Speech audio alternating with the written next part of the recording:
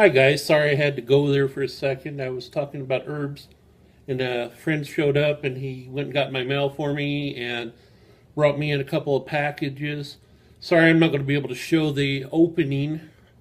I did this video once before and it got lost in the ether. But I want to show you what I got.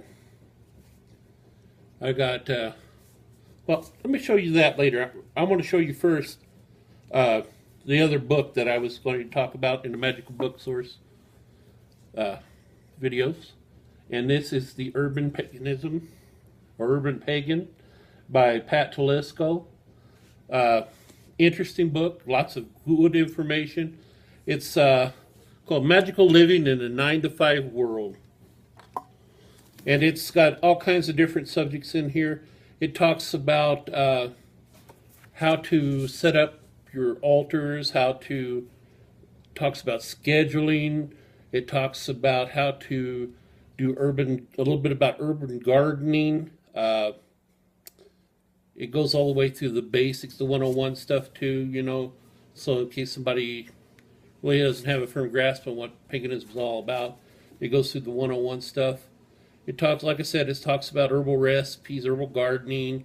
There's a chapter called The Frugal Magician. It talks about New Age Consumer Handbook. I'm not sure what that is. How to find and make tools and candles and things like that.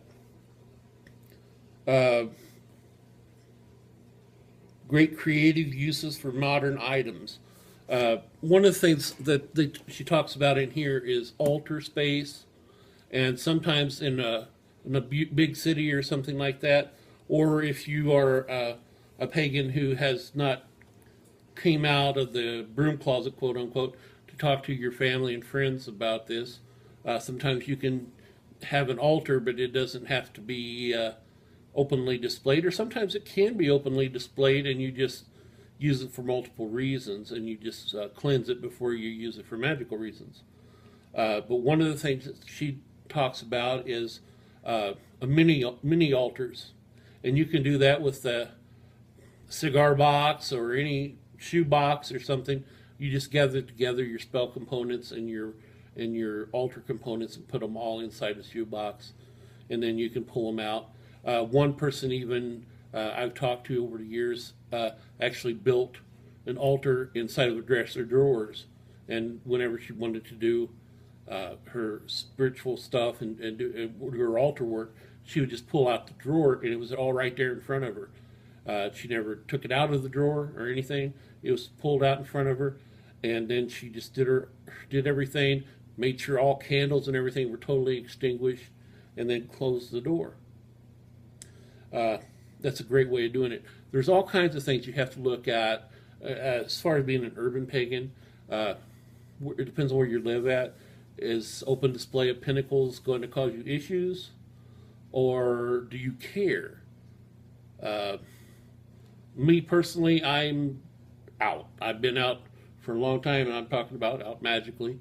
I've been out for a long time, and I've have no issue with telling anybody what I believe. I've talked to preachers and lawyers and doctors and have no issue with it, and they accept me for who I am, which is so far they have.